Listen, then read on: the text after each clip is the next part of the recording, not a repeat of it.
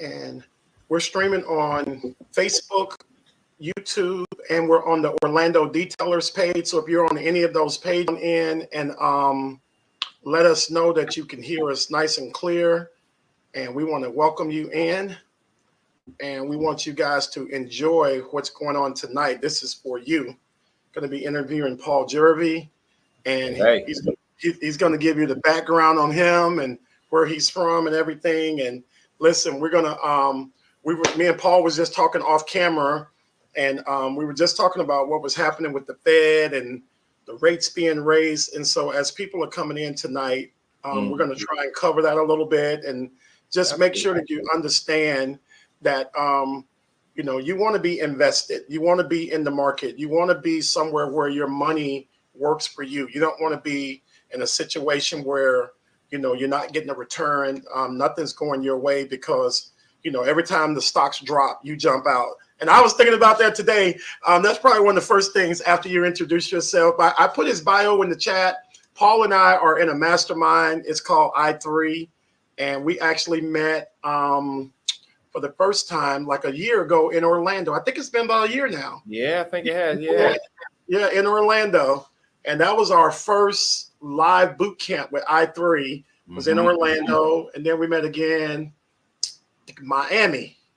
And man, I should have uploaded the video from Miami, y'all, because I was sitting by him in Miami. And when he introduced me and told me his name was Paul, what did I call you? You remember? That was Paul from the Bible, I think.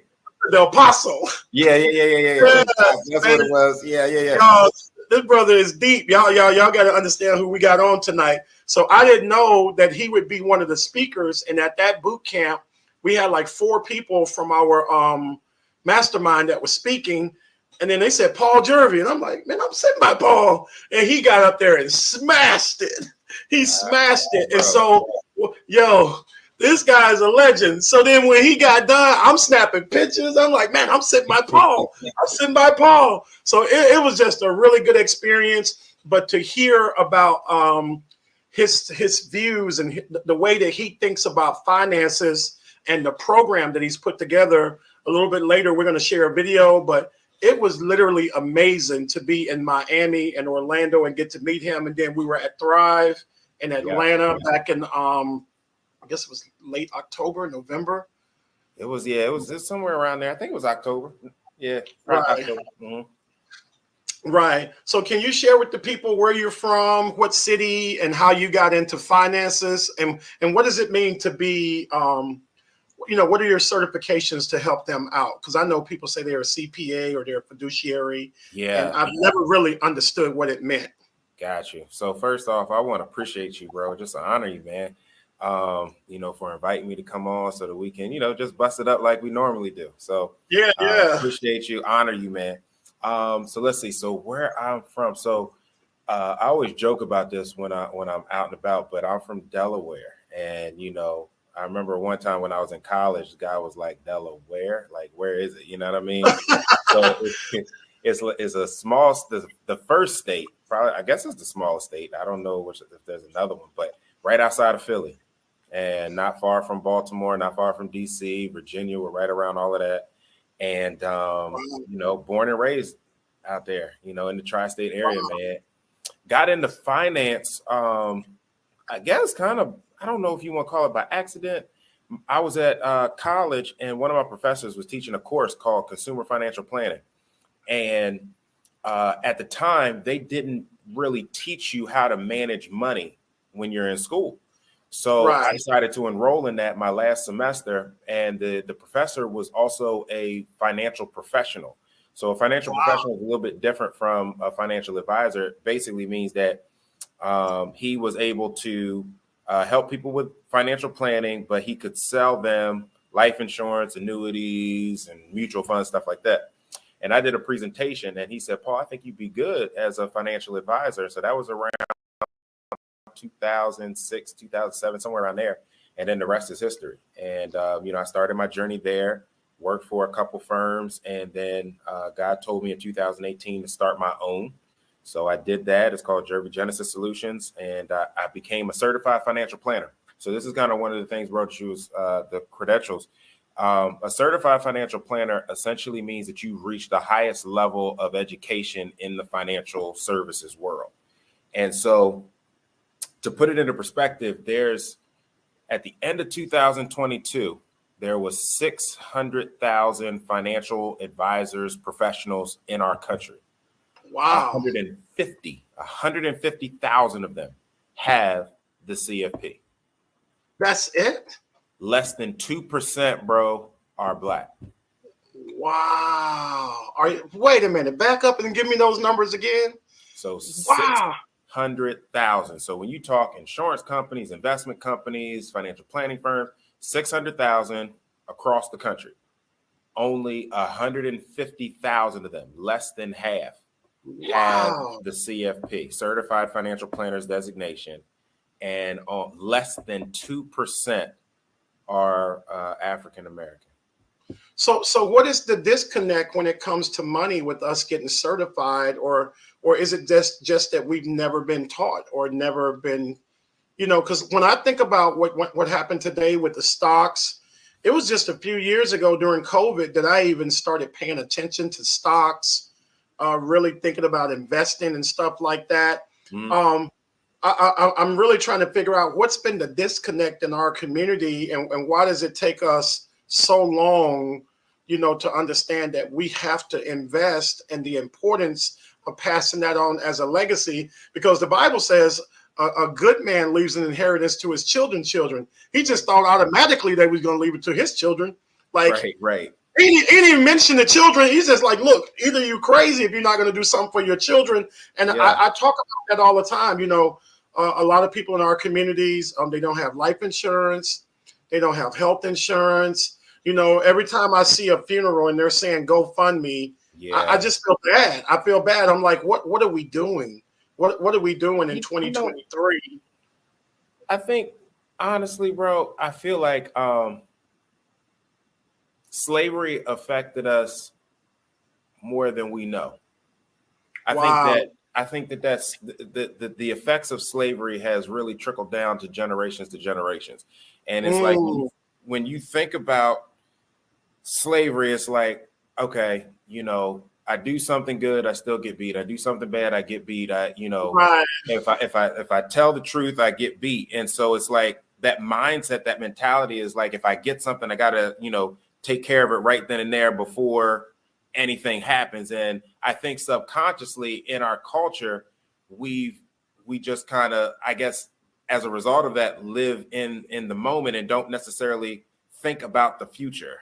But right. I think, and I might not be breaking it down the way that I'm thinking about it or articulating the way I'm thinking about it, but that's my thought. Like slavery, I think really jacked us up to where our mindset has to be adjusted. Our paradigm has to shift. Our brains have to be washed. And so, and even when it comes to Black people in the financial services world, the ones that I've met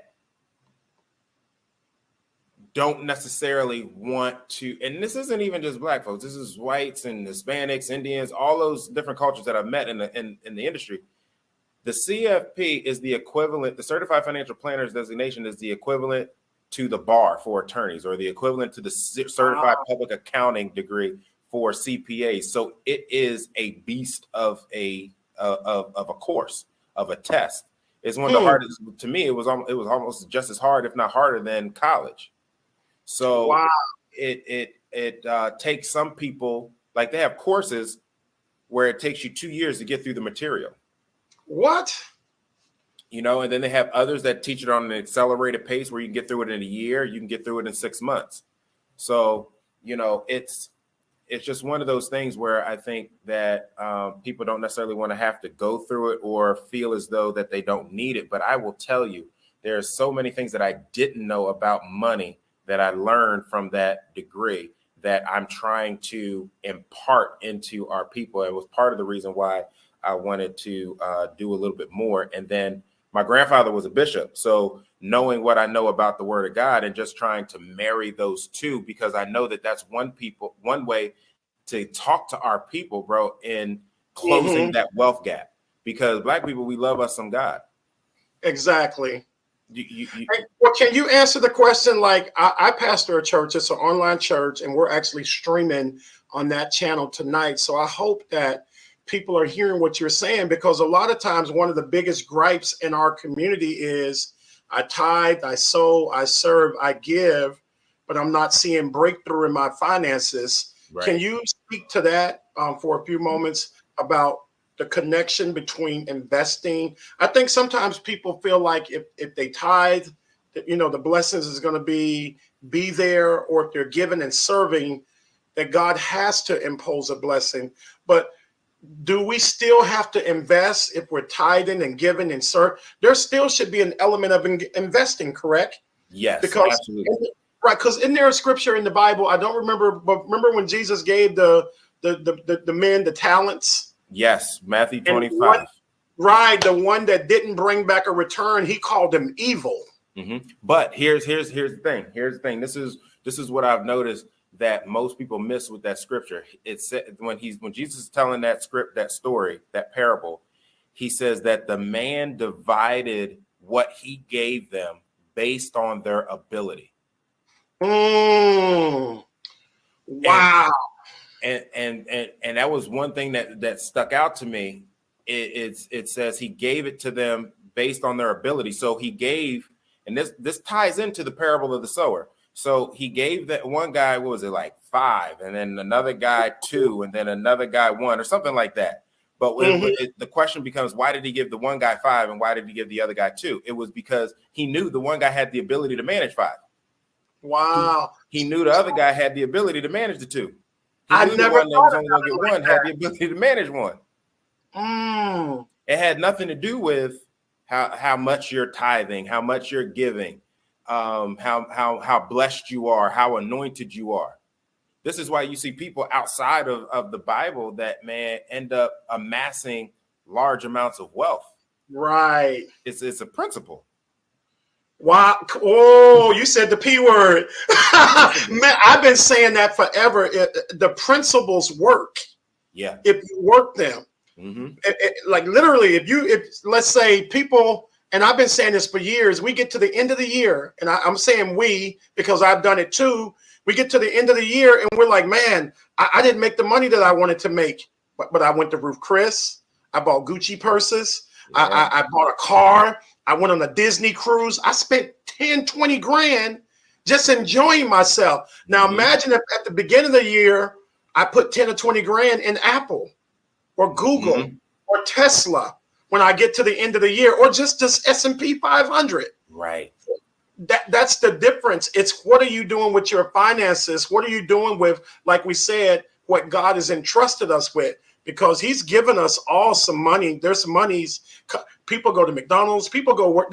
Listen, during this time, people are spending and doing whatever they want to do with their finances. So it's up to us to redirect our monies in an avenue to where they can help us. And I think that's one of the key things that we have to show people. And the thing is, you know, they like, even with what happened today, you have to, when it comes to this money thing, you're either going to believe the word of God, or you're going to believe what they're telling you on the news, right? And the Bible says, it was John 17:17, the word of God is truth. And so I think it's in Ecclesiastes. He even talks, Ecclesiastes 11 talks about that you should invest in 7 investors, yes, in 8, because you don't know which one is going to do well and stuff like that, right? So the Bible has laced throughout it various principles on why you should do financial planning, why you should do investing, regardless of if today, like they just increased the federal funds rate by another 0.25%. And so we saw the stock market shoot up, then we saw it shoot down. And I guarantee you, a lot of people ended up taking their investments and pulling it out if they hadn't done it already, when they don't really realize that's the worst thing that you could do. Because it's like one of my clients, actually, he's one of my uncle, he actually sent me a note, was like, so with what happened today, is that a positive or a negative for the stock market? And so my response is, it depends on your perspective. Because if you're a long-term investor, then it's a positive. Why is it a positive? It's a positive because You as a long-term investor want the stock market to be down. Why? Think about it like this. When you're investing in the stock market, you're investing in companies that you do business with. You go to Walmart, you go to Target, you buy things for your house. You maybe buy some Bounty paper towels, some Tide, some Colgate toothpaste, some Johnson & Johnson baby powder. All of those things are for companies that trade on the stock market. So when you invest your money into those companies, one of those companies, let's take Johnson & Johnson, for instance, and I don't remember where it's trading at, but let's just say it normally trades at $250 a share. But now it might be trading at $100 a share. It's on sale. It's on sale. Everybody loves a sale. But when it comes to the stock market, nobody likes the sale. I've been telling people that I put a lot of VTI in my account. Vanguard Total Stock Market Index, yep. I'm looking at NNN, which is a real estate REIT that offers a $5 dividend. During this time, I tell people not to get scared, but look at things that can give you a dividend. Look at things that can pay you even while the stock is down. They're paying you a dividend quarterly or monthly just to hold on to the stock and sit there and be still. And so I invested in Zim. It's a transportation company. They offer, I think, a $5 or $6 dividend. So I'm looking at plays that can give me money while I hold them and not worry about the up and down, because my goal is everything I buy now, I want to hold it to 2040. I'm thinking 2040. And that's because you garnered some knowledge since you said you started watching the stock market in 2020, but I'm pretty sure you did some reading, you did some research before you ended up investing and figuring out why you should do stuff like that. See, and that's where a lot of people, I feel as though we dropped the ball, whether you want to call it our people or just people in general. The Bible says that my people perish for a lack of knowledge. Exactly. You have to be a constantly learning person. And so if God divides talents, which essentially is money, based on my ability, well, then I have to increase my ability when it comes to money. I have to gain some new information, some new knowledge about money. So what does that mean? Do I want to read a book? No, you don't have to read a book, but you can, and I even say this, y'all, a lot of people need to be careful who they listen to on social media too. Because because some of these people are giving strategies and you try to employ those strategies, it's going to mess your whole self up. Exactly. I listen to them, man. And so, I just say that, but, no, you do have to be careful. Right. You just have to be careful, but invest in the book or invest in a course that's going to teach you that information. Or the Bible says in Proverbs 15:22 that plans fail for a lack of wise counsel, but with many advisors, plans succeed. So get yourself an advisor, or just like you and me, you and I have a business coach. Exactly. We have a business attorney. We have a CPA. We have a doctor. We have a dentist. Exactly. Because we can't do all that stuff ourselves. We need those advisors. And I'll tell you exactly what I did last October. I started doing options trading, but I didn't want to do options trading without training. Yeah. And so I set aside a particular amount of money. Some people be like, I'm going all in. I'm not doing all in. I hired a coach. And then this year I joined an actual investment group. Yep. I pay monthly. They coach you. They talk to you. They'll show you step by step. They even have a master course that I downloaded. It teaches you every candle pattern. What's a morning star? What's a bull flag? A bear flag? A doji? Man, I ain't never heard none of this stuff. All that. I want to learn. So now when I'm at the country club doing business on Saturdays, I'm asking my clients now, these big wigs, these guys own hedge funds. They own investment firms. I said, man, did you see that bear flag, that bull flag break out in the SPY? Oh, man, you caught that? I say, man, I caught like 100 points on that bad boy. Oh, man, you sitting pretty. See, I can talk their language because now, for people that don't know, when a bull flag is going up, a bear flag is going down. I didn't know any of that. Dojis and all this terminology. I took the latter part of last year, and I'm still going through that master course, but it breaks everything down. It makes it so simple to where a kid can learn it.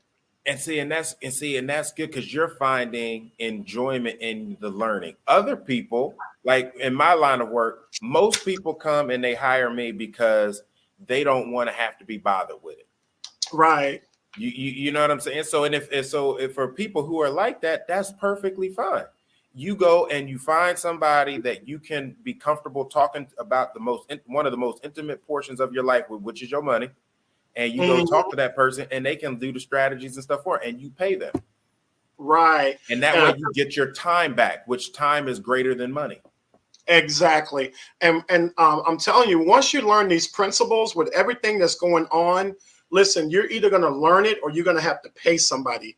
So you need to reach out to Paul, or you need to take time. Because listen, if you learn how to invest your money yourself, you'll never be broke, because you're going to be cautious about your money. You're going to be protective of your money. Like in our investment group, there's people investing $25,000, $100,000, $1 million every day in the market. Me, 300, 400, 1,000, because I'm cautious. Yeah. You know, but everybody's investing on their level. And I think it was like last week when the SPY did a reversal. I jumped in with 8 contracts. I made $1,200. I could have made 10 grand, but I started getting out because I was doing it on my phone. I couldn't see the charts. And once you learn the charts, it gives you power, because you can sit there and read and see, oh, it's coming down. I was like, I told my wife, I said, I wish I'd have been at the computer. I would have kept all 8 contracts and wrote that thing. I got in at 400 and wrote it all the way to 392. Man. Yeah, that's some serious money. Yeah. But when you take time and learn this stuff, my dad never invested, my mother never invested. We grew up on the farm, and so y'all, we don't have no excuse no more. I mean, literally, instead of buying coaches or purses and all this other stuff, you know, golfing. Man, I know people, they spend thousands on golf clubs, golf ball, basketball, tournaments. Invest in yourself. We're in a mastermind with Darius Daniels, and he said, man, before I tried to help anybody else, he said, I flipped myself. He invested the money in himself, and that's what you got to do. Look, we're at the end of the first quarter. Take a record of what has happened in your life, what has happened in your finances, what has happened in your family, and begin to invest in you. Listen, you're your own best investment, because once you learn it, can't nobody take it away. I can sit home, literally.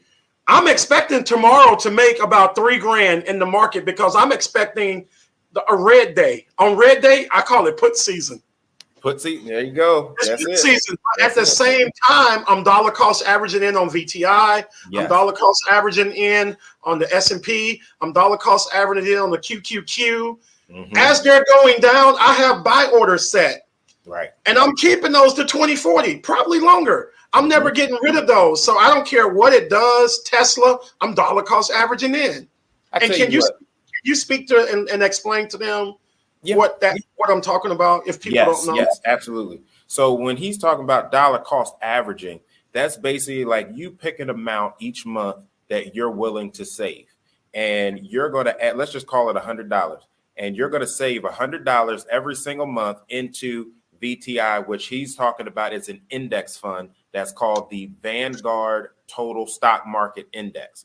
Basically, it invests in the S&P 500, which has about 560 plus stocks in it, the Dow Jones, which has 30 stocks in it, the NASDAQ, which has over 2,000, the Wilshire 5,000. He's investing in the international markets, commodities, gold. Everything is in just this one investment.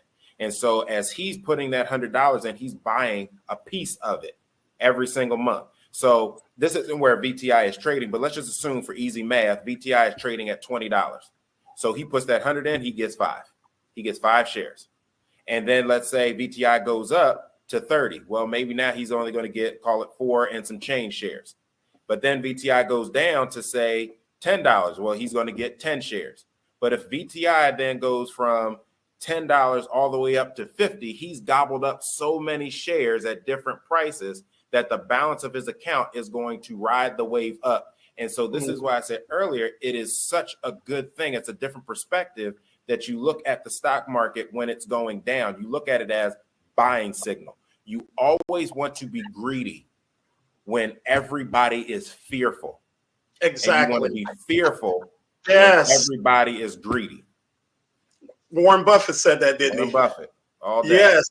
And y'all, when the market is red, we call that running into the fire. I'm going to go get this. I'm getting this for my kids. I'm getting this for the people that never had the opportunity to get it, because it allows me to create legacy.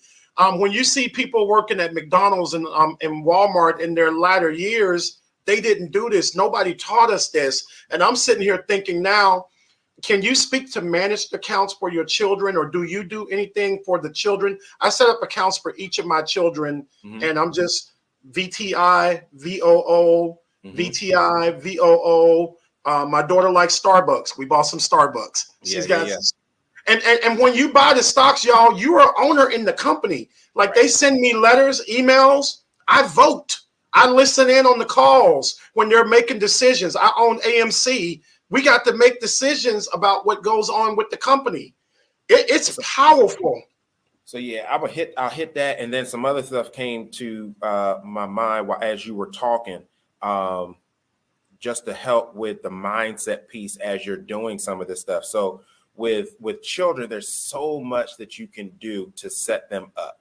So many strategies that you can employ. So a couple, you can set up what's called custodial accounts.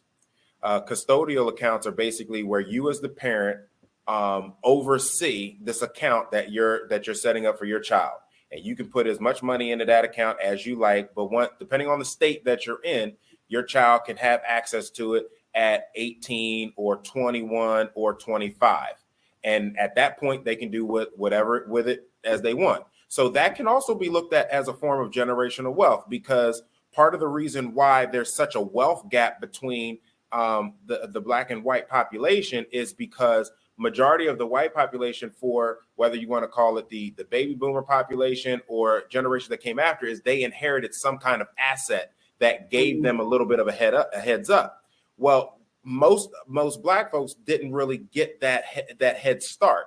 So if you do set up a custodial account, that's giving them that head start. Maybe they use that based on how you've trained them up, because the Bible says, train up a child in the way that he should go, so that when he is old, he will not depart from it. So if you educate them on how to manage the funds and how to deal with money, they may get that account, and instead of blowing the money on a brand new car or something like that, they may say, you know what, I'm going to take this and I'm going to put it into this real estate property. Or you know what, I'm going to take this and I'm going to just let it, I'm going to put it in my name, but mom, dad, I'm going to let this keep growing. So you can do that. Other ways that you can do it is like if you own a business, you can, if your child is of age, you can hire them and pay them a salary, take that salary, put it in what's called a custodial Roth IRA. If you put money into a custodial Roth IRA and just say you get $10,000 into it. Now, this is what I'm about to hit you with is factual numbers. And so I reviewed this literally in a review meeting with a client today, that we were talking about the market and staying in and why you don't pull out. There was a study that was done that said that if you invested $10,000 into the S&P 500 in January 1st, 1980, let it sit there until March 31st of 2022. Bro, tell me how much money you think that 10,000 turned into. What year did you put it in? Put it in 1980. 1980? 1980. So we're talking 42 years. Oh man, that if you put 10,000, that would probably be, I would venture to say 15 million or more. Listen, you right on it. It ended up being 1.2 million. Wow. 1.2 million. But now, I know it's in the millions. Here's the kicker. If you took the money out on a day like today when the stock market went down, let's say you missed the 5 bet, because when you take it out, you got to know when to get back in. Right. And you never get in at the right time because you can't time the market. Can't time it. So if you just missed the 5 best days from 1980 to 2022, guess how much that 10,000 turned into? Probably about half. $622,000. Oh my gosh. Are you serious? That much? Dead serious. So now here's the thing. So let's take it back into this strategy. Let's say you set this up for your child. You put that 10,000 in a custodial Roth IRA. They let that sit there until they get to retirement age. Give it 40 years. If that 10,000 turns into that 1.2 million, it's sitting in a Roth IRA. they can never tax it. What? Wait a minute. Are you serious? I'm dead serious. So if you said you just put that little bit of money aside for your child, you pretty much, on top of everything else they may do, but from you, they just got a tax-free $1 million retirement account for mom and dad. Oh, and now, mind you, you didn't add any extra money to it. It was just that $10,000. But if you added to it, and now the government can't ever tax it because it's inside of this Roth IRA chassis. Mm-hmm. So that's what Dave Ramsey talks about, using that Roth IRA to be tax-free. Got it. But see, you got to be careful with those, though, because some people make too much money to put money into the Roth. So then you have to come up with different ways to find a way to get into the Roth IRA. And then this is where people have come out and released on social media where life insurance kind of comes into play, because life insurance can be a Roth IRA alternative. Now, when you start talking about life insurance, I know some people are using the life insurance. They're putting millions of dollars into life insurance, and then they're using that to fund other things. Yes. Or just having, I think I have term, but when I redo it, I'm going to get whole life. I've got term right now. Term runs out. There's a term on that. It does. I wish I'd have got whole life, because I think the trick with insurance is too, you want to get it when you're healthy. And you're young. I'm 53 now. I got to go redo this insurance. I'm going to be fast and I ain't eat nothing. I'll be hitting the gym. They got to check my blood. Listen, if you don't have insurance, you got to get that while you're young. And would you say whole life or term life, or you just have to talk to them to figure it out? So as a financial planner, so I have to be careful when I talk about certain things, because information that I give, I can be sued on. Right. We don't want that. So term is good for certain situations. Generally speaking, when you have an insurance need where you know that the need is eventually going to fall off. Whole life insurance is going to cover you for your whole life. So generally people get it because they want to make sure that they guarantee that they're going to leave some money behind. And so now what people have noticed is that you can structure these things to basically shelter it away, money away from taxes, because life insurance, whole life is nothing. Think of it nothing more than like real estate property. So if you buy a real estate property and you pay off your mortgage, your property may be worth $500,000, and so but you owe nothing on it. So if you want to get that money out of it, what do you got to do? You got to go to the bank and get either a home equity line of credit or a cash out refinance, and you take out another loan. Right. Now, when you do that, that's tax free. That money that they give you on that property is tax free. You don't pay money on that. So the life insurance is the exact same thing. The difference is you don't even got to pay it back. It pays back when you die. Wow. That's powerful. You use the life insurance and leave the assets to your family. That's powerful. And see, we've been missing out on this. I literally have been telling people. I actually did a sermon last year called "Why Not Invest?" And I talked about having life insurance. I talked about just buying a stock a month. If you just start with buying one and just get to the end of the year, you got 12 stocks. I mean, you've advanced, you've progressed. You've done something that probably people in your family will never do. Now, I'm connected with a gentleman here in Orlando. They do real estate, and they take money and they invest in the real estate. They do stocks, they do insurance. They're trying, because he said the same thing. He said that at some point you can only put so much money into the 401ks and the Roth IRAs, and then money goes into real estate and other things like that. I'm so excited because over this last 3 years of COVID, I just learned so much. You know, that time sitting home, I didn't waste it. I was reading, I was studying, I was thinking, what can I do to put my family ahead. Yeah. And one of the things that I talked to my cousin in DC. She's very well versed in investing, her and her husband. And she told me to never buy any stocks for the kids that don't pay dividends, because when you start the kids at birth, the compounding takes place faster for them because you're starting them sooner. Can you explain the compounding? Because I still really don't understand. It's so many years out before it compounds, and then it just keeps compounding. So the compound interest is magic. That's magic. There's nothing else to say about compound interest. It's just magic. But in order for a compound interest to work, bro, it needs time. Right. So when you have, now here's the thing, you can invest in dividend paying stocks and have that reinvested, and it'll grow as well as compound every single quarter that dividend gets paid. So it's like you were saying earlier, you got a REIT investment that you put money in. It's going to do well based on the underlying investments of the REIT, but also is going to give you that guaranteed 5% interest every year. And so you're getting growth and income that you don't need. You just reinvest it. Right. So it's like a mini financial engine.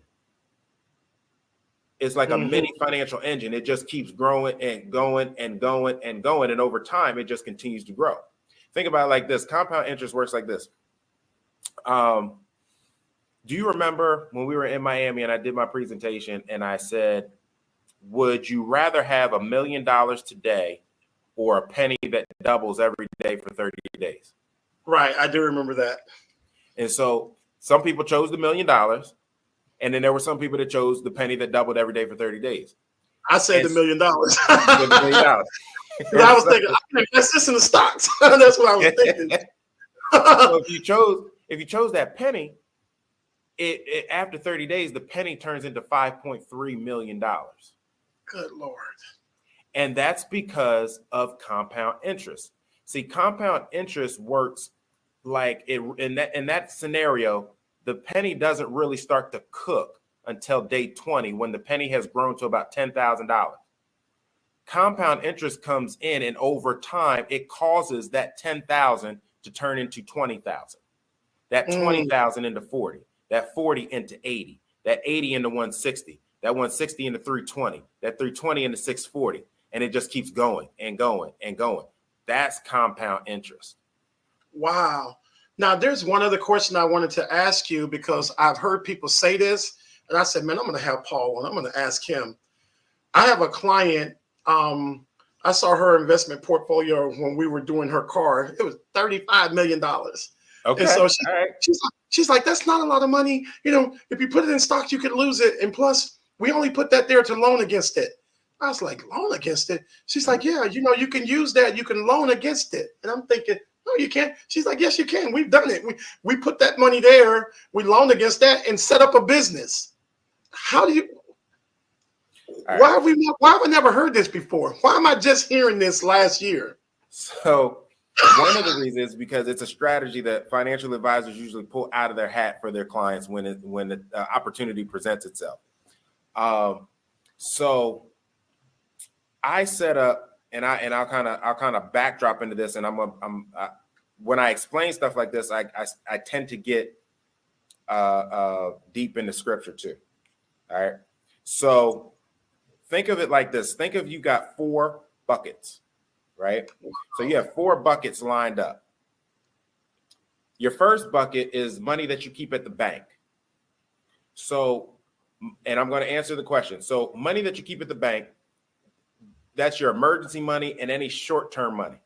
So anything that you're planning to do within the next 3 years, you never invest it, because the stock market operates in cycles of 3. Every 3 years that the market is up, expected to be down the next year. So you want to put that money in a savings account. Now, again, that's biblical too, because Proverbs 6:6 says, look at the ant. Look at what the ant does in the summertime. He stores up, right? That's building up your emergency account. So then you go into the second bucket, which is where you are and where we're about to talk about now. This is what's called the capital appreciation bucket. but it's also called a taxable bucket. So inside this bucket, you can have real estate, you can have your business, and you can have stocks, bonds, mutual funds, ETFs, limited partnerships, all these different things. Each one of those investments inside of that bucket, you can essentially hold as collateral. Wow. And the entity that holds them can allow you to basically borrow against it so that your investments never get touched. The reason the rich get rich is because they do what's called non-direct recognition of assets. What does that mean? That basically means if you want to buy a property and you have $100,000 in your account and you want to take $50,000 out to buy that property or to invest in that property, your $100,000, let's say, was making 8% compound interest. Now that you took it out, your $50,000 is making 8% compound interest. So what you took out directly impacted what was growing at 8%. Wow. The non-direct approach, which is what the rich and the wealthy do, is they say, I'm going to get an asset. I may use debt to do it in some cases, but if I have an asset, I want to hold this up as collateral. So let's look at a real estate property. You own the real estate property, like we talked about earlier, 500 grand. You want to take out 100 to invest in a property. Your real estate property is growing at 6% compound interest. If I take 100,000 from that real estate property of the equity out of it, my house is still worth 500,000, growing at 6%. What I took out did not impact the asset that grows at 6%. Wow. The rich want their assets to stay invested so they can continue to grow. So you can do the same thing with your investments. Hold your investments as collateral. And whoever is holding your investments will allow you to borrow against it so that your investments, your stocks that we've been talking about, your VTI, stays in the market and grows with the market. Wow. Life insurance, same way. I get a whole life policy. I invest in the whole life policy and I put money in it. My whole life policy is going to pay me 5% in my dividend. I take that out. They may charge me 3% for interest on that money. I'm still making 2%, so I'm still growing. Wow. Every time I take it out, it is tax-free. I think it's 1 Corinthians 12:14, which talks about that you pay the tax that you're owed. It says nothing about reducing how much you could owe. Oh my gosh. Man, you are dropping bombs. Oh my God. So basically, I could sell my business at some point, let's say for $4 million. I sell my company, put that money into the stock market, put $2 million in VTI, $2 million in Apple, leave that money there in a trust perpetually to my kids and family, whoever, a foundation, and just loan against it. Yep. Wow. Now, because I love you, I'm gonna give you a hack. Y'all hear that? Listen, listen, we got people watching. Please put in the chat where you're from on tonight. I've been seeing people coming in and out. Y'all, if you're enjoying this, please put some fire in the chat. We're going to put up some information about Paul. We also have a video, but if you're enjoying this, please let us know. I know it's called Becoming Your Own Bank. He's speaking facts. Kurt Johnson. Michael Mendengal, Detroit. So we got people from all over the world, all over the country, Memphis, Detroit, Washington, D.C. on tonight. And listen, I brought Paul on, y'all, because we're at a point now to where it's very serious and very concerning what's going on with our money. And if we don't get it right at the beginning of the year, it won't magically right itself at the end of the year. And so I'm going to put this information up later, but you please reach out to him. So if people are from all around the country, and don't forget about the hack, can you still help them? Like say if they're in Detroit, California, wherever they're calling. Detroit, got clients in Memphis, clients in Cali, clients in Seattle. I got clients all over. Good, good. So before I get you back, All right. There's a couple things from a mindset standpoint that you have to have in order to make a lot of this stuff work. So one of the reasons why we see that some people don't have the money that we see other people have, like the people that I see have the money I want. Right. There's a lot of reasons. I'm gonna just break them down into four. One of the reasons is some people, when they're in their pursuit of growing wealth, they forget who gave them the power. Wow. Ooh, say that again. Sometimes when people are in their pursuit of growing wealth, they forget who gave them the power and think it's them. Ooh. When you forget who the source is, when you forget who gave you the power, you eventually become unplugged from the source. Man, so I can be tithing. But I'm thinking it's me. Right. Right. The other one is that you have to be the right type of ground. Remember in the parable of the sower, he talks about several types of ground. Farmer comes out, sows some seed by the wayside. That's the person who's listening to us, hears it, goes in one ear and out the other. Right. Then you got the one that falls on stony ground. They hear it, they get excited, but something has stopped it from getting all the way in. Then you got the thorn, where it falls on thorn, right? Thorns mean that either it got so hard that a thorn came up and choked it. I was saving, stock market went down, I get choked. Or somebody said something, man, you don't need to do all that. Just go ahead and do this. Choke. Wow. Or they're thinking, I'm going to get all this money. I'm going to save up what I need to save. I'm not going to do nothing. I'm just going to chill. I'm going to live my life, be happy, be married. That's what happened in the parable of the rich young fool and got killed in. Wow. And then the biggest one is where people are lazy or they lack diligence. Solomon talks about it laced throughout Proverbs and Ecclesiastes. He says that if you're lazy, your path is like a hedge of thorns.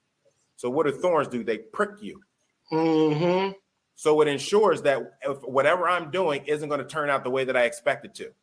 But he says if I'm diligent, my path is made plain. Then he says in Proverbs 12:24 that the hand of the diligent shall bear rule, or the slothful is under tribune.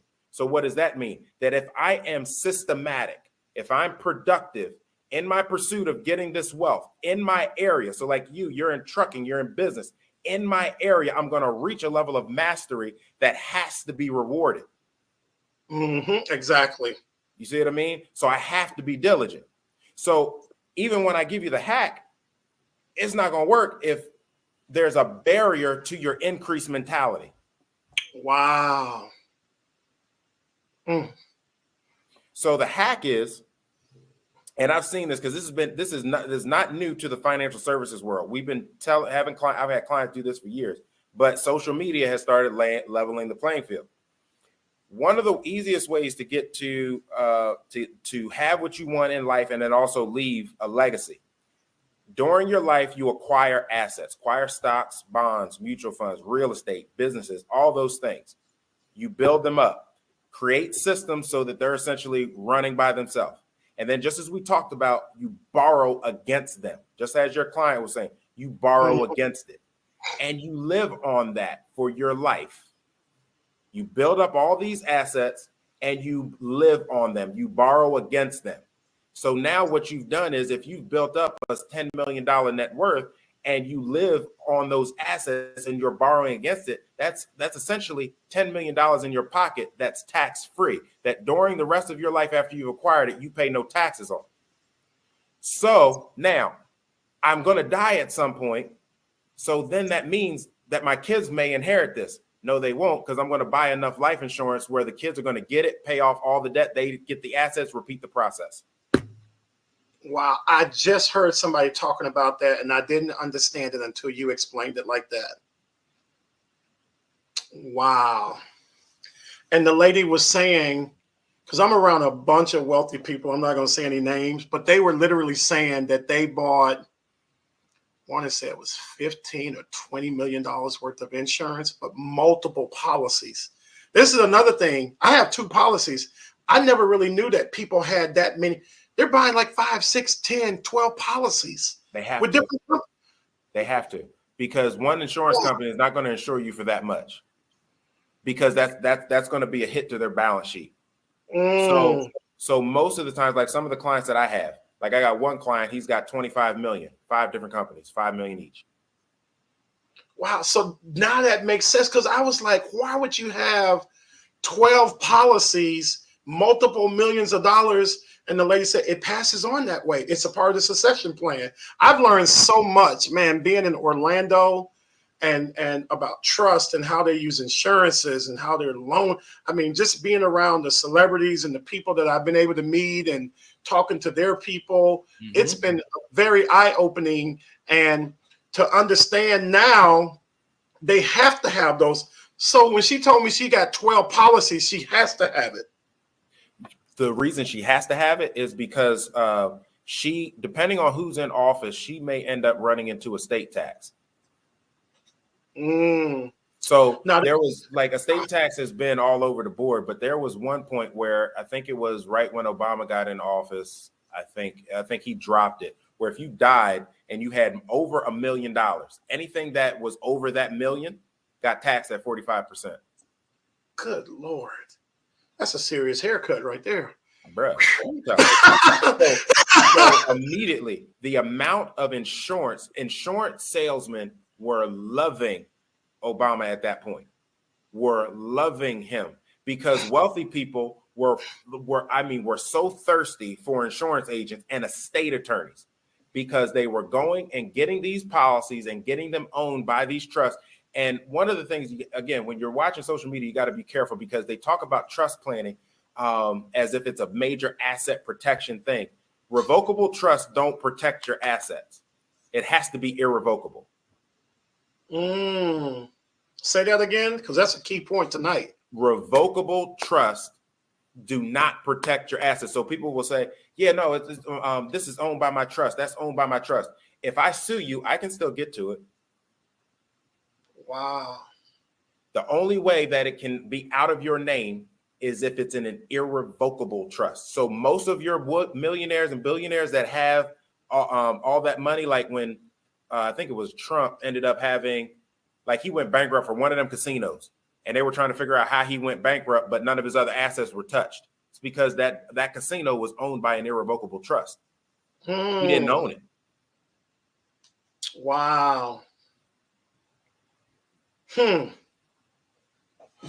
This has been very enlightening. That's why what God showed me, and this is why I joined our mastermind, because there is no financial planner on the market. This is what Dr. Darius said to me, talking about marrying biblical principles with practical principles. And so my goal is, with the help of some other people, is to figure out how we get this information to us so that we can start to close that wealth gap. You know what I mean? That becomes the main goal. Wow. Well, guys, we have a video that Paul has put together. I put the number on the screen, but I think I got another one too that I've got to put up. But I want to show y'all this video that he's put together. It's a very short video, so stay with us. And then Paul's going to come back and close us out. We got about 10 minutes left. Okay, so hold on 1 second, and we're going to play this video for you guys. Where is your money? Is it in a better place than it was 6 months ago, 1 year ago? Hold on, let me go back and start it over. 2 years ago? Do you feel like you're in a crazy state of hunger? I'm not talking about hungry. Can they see it? I can see it. For food, but hungry for things to change. Are you living paycheck to paycheck? Can't get out of debt? Don't know how to save or where to save? Don't know if you can get that house, send that kid to college, or retire? Maybe you're asking God, where is the breakthrough? Because I'm tithing and giving offerings. There is a solution, and it's called Economics. Economics is the ultimate biblical financial education course designed to lead you on an exodus from financial bondage to the financial promised land. Economics uses a strategy called the 3M approach to master your money life. After applying these principles, you won't have to chase money because the money will track you down.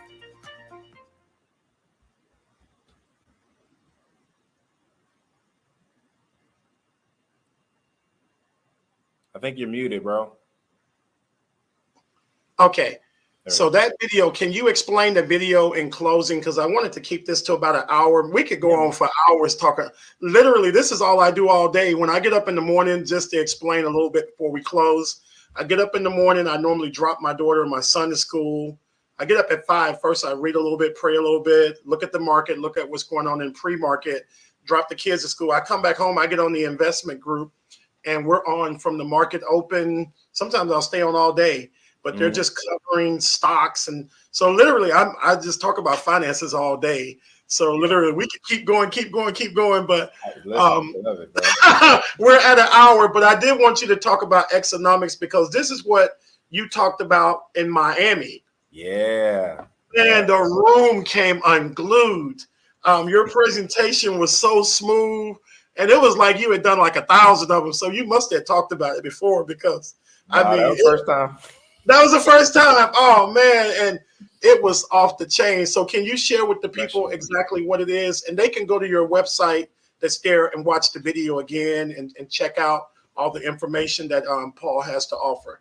Yeah, bless you, bro. Love you, man. Yeah, so Exonomics is a play on words. It is the book of Exodus and economics put together to call it Exonomics. It is a 17-week biblical financial education course designed to take you on an exodus from whatever level of financial bondage you believe to be in to your personal financial promised land. And I use a strategy called the 3M approach to mastering your money life. 3 M's. Mindset. We have to figure out what mindset we need to have from a biblical standpoint. We have to wash our brain from all those things that we've been taught, things that we've heard, all of those things. And then we jump into the mechanics section, which is what do we need to do to eradicate the word broke from our life and bloodline forever? Wow. And then 3, the third M is management. Money isn't our problem. Management is. And so what do we need to do in order to increase our management capabilities so that we can recognize the blessing when God gives it to us? Wow, that's powerful. And if somebody wanted to reach out to you, would you want them just to go to the website, or how through Exonomics Live, or what would they do if they wanted to have a session with you or consult with you on this week or next week or whenever it's practical? Man. So if you're interested in the course, you can go to the website and you can join the course. We do one group Zoom call a month. There's about 80 people right now that are enrolled in it. So we get on there and we talk finance, and a lot of people talk about their challenges financial, and I give advice and recommendations right then and there. We have a Facebook group, and then they have access to the courses and everything like that. So that's what Exonomics is about. If you are interested in actually hiring or talking about me being your financial advisor in that capacity, then you can go to my other business, which Anthony had the number up. But you can also go to www.genesis, GENESIS, then WMS.com, and you can submit your request there. And one of the team members will get in touch with you to send you a calendar link so that you can block out time on my calendar and we can talk. Okay, yeah, I just put it on the screen. We want to make it easy, because one of the things I hate to see year over year is when we get to the end of the year, we're looking and we're disgusted with what we see in the bank account. We're disgusted at how things went. But y'all, it's Q1. We're at the end of Q1 already, and you can turn it all the way around right now. And like you said, you said it's not a money problem, it's a management problem. Bingo. Yeah, literally, because I was just thinking, man, we went to last week, my wife and I, we took the kids out. We went to Cheesecake Factory. And that's $200. Bro, I was thinking, you know what I'm thinking now? Man, that was a share of Apple. Yeah. Apple's 161. I'm thinking I could have had a share of appreciating the $2 trillion company, So now when I'm going out, I'm thinking, man, I could be buying stock or insurance. Yeah, I need to be. I'm literally thinking, and y'all, what I'm thinking about, I'm not thinking about me. I'm literally thinking about my children. I'm thinking about their children because nobody did this for me. Yes. And that's no knock on my dad, my mom. They worked hard in Mississippi. On the farm, in the factory. They did the best they could. But y'all, it's so easy now. It's so easy now to just take the monies that you have. Talk about it, bro. Make it work for you. Yeah. Don't be a slave to your money. Don't be a slave to we've become, what's the word? We buy everything, rims that keep rolling, little glasses. Them glasses ain't worth $200. Just because it got Gucci on it don't mean you got to pay $1,000. Put that money in something that's going to mean something later on. Mm-hmm. You should not be dying and then they talking about a GoFundMe. No, that would never. If y'all got to do a GoFundMe with me, don't even tell nobody I'm dead. They just be looking for me or Anthony. Oh yeah, he died 3 years ago. He didn't want y'all to know. He said don't do a GoFundMe. So we just been holding him out. No, y'all. If we don't do it now, when are we gonna do it? Right. There's a lady that we listen to in our mastermind all the time. Her name is Eileen. She says, do it now. Listen, you got the number, you got the website. You need to do it now. You need to call tomorrow. Can't call tonight. They're closed. But if you're having problems, if you're having issues, and then me and my wife, we're going to join your course because I need all the help I can get. Listen, I'm quick to say, I don't know. Yeah. And I tell people, first you learn, you drop the L, and then you earn. You can't earn until you learn. You can't. That's why I had to get some help with the stocks. I don't know nothing about options. I don't know any. Listen, they give out plays, and then they tell you, why did you get in that play? What did you see on what was that ticker doing? What's the swing doing? What's the squeeze doing? They talk you through it and make you think. That's from learning. You never earn without learning. First you learn, then you earn. Your income seldomly exceeds your personal development. Ooh. You got these phrases, man. I could put everything you said could be on a shirt. It's not a money problem. It's a management problem. What was that last one you just said? Your income seldomly exceeds your personal development. I need some more development. Look, I'm gonna say this and I'm gonna let you go. So, I'll never forget. I heard one of my mentors tell me. He said, "Paul, tithing's not for God. He doesn't need your money." Because Psalms 24 says the earth is the Lord's, right? Wow. And so what tithing actually is its management training program. What? Say that again. Tithing is God's management training program. Oh my goodness. I need to I'm gonna make some shirts. You can be looking out for the shirts. I'm gonna put a PJ like on the bottom somewhere. Paul Jervey said this. Man, that's powerful. That's powerful. Wow. And so I can really attest to what you're saying about it's not a money problem, it's a management problem. Because me and my wife, we started looking into our finances. We're like, man, we're making all this money. Where'd this money go? Mm-hmm. But if you don't control your money will control you, because it'll have you doing extra jobs. It'll have you stressed. It'll have you worried. And you'll be wondering where did it go? And the reason you don't know where it went is because you don't have a budget. I see Sherry put that in there. Listen. She did? And she said, so many of us live outside of our budget and create unnecessary struggles. If a budget is you telling your money where to go instead of trying to figure out where it went. That's all it is. Oh, wow. Yeah, she said, watch him, Paul. Yeah, I got to read the chat. She got busy in the chat. No, but that's true. You gotta have a budget. As our company began to grow and we began to make money, we were just spending, but you can't just spend no more. Y'all, the government might not tell you this, but let me come close to the microphone. We are in a recession. This is a bear market. Don't wait for DC. Don't wait for President Biden, for somebody to inform you that things are bad.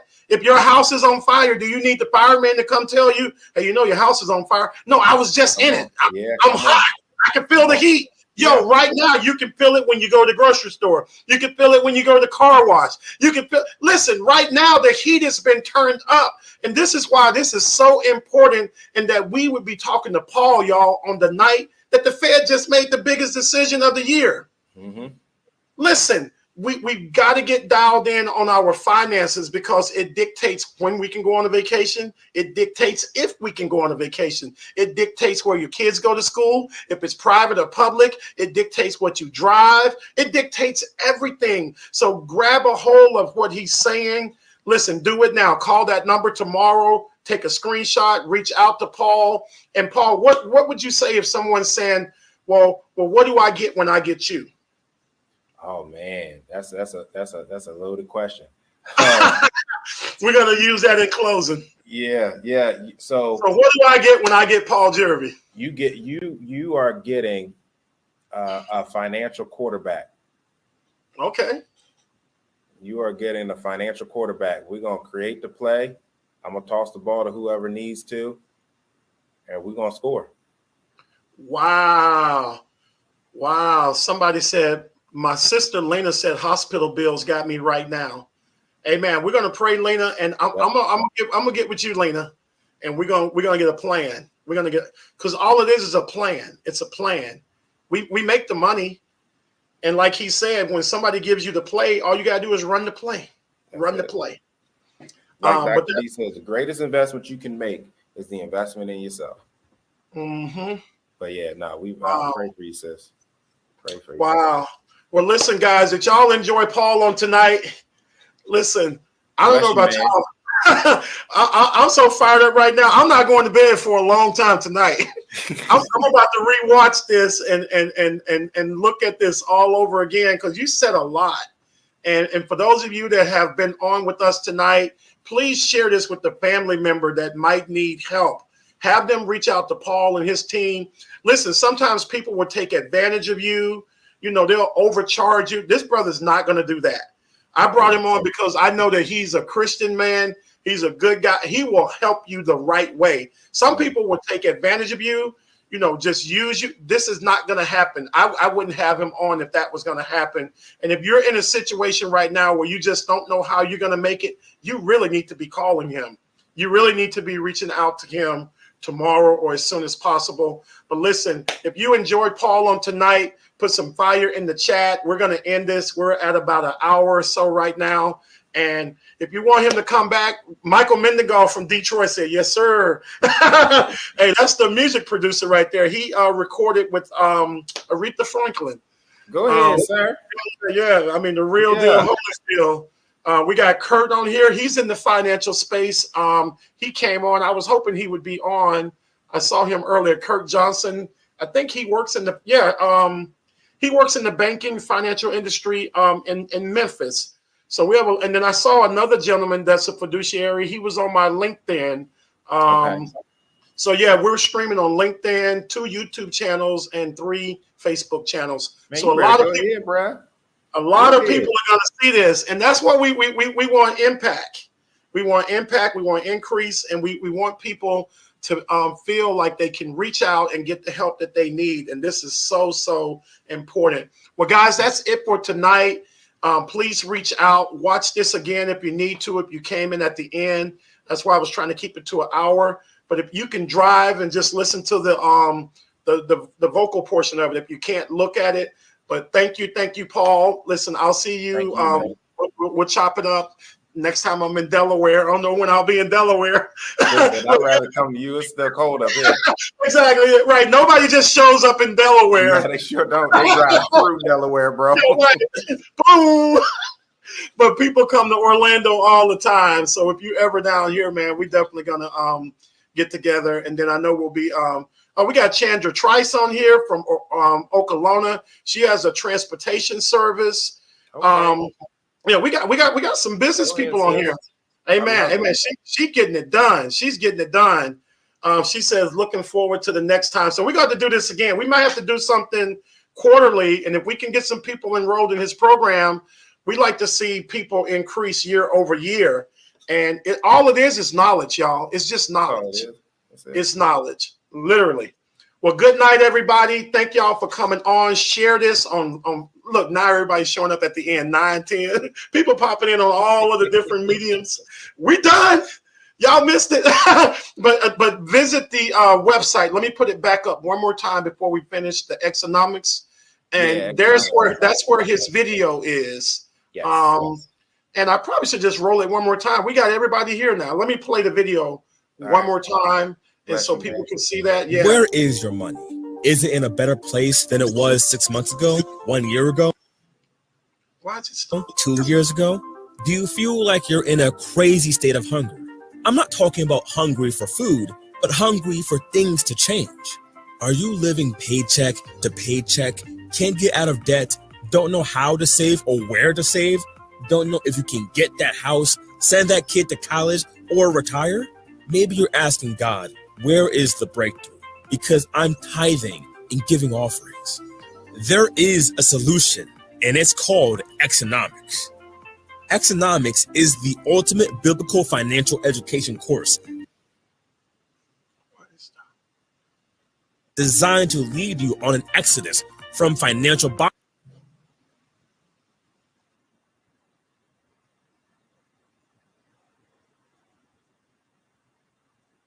bondage to the financial promised land. Economics uses a strategy called the 3M approach to master your money life.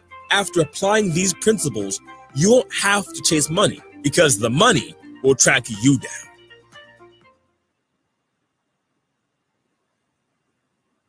You muted, bro. Yeah, but that's it for tonight. The video paused, but that's just like the devil. When some good information is going out, he don't want you to hear. But go to his website, Economics, and then the other website, the Genesis, that was up. Reach out to Paul. And if you enjoyed this, inbox me, share this, hit me up. And I know that everybody's been blessed and that increase in value has been added tonight. Thank you, guys, and we will talk to you later. Take care.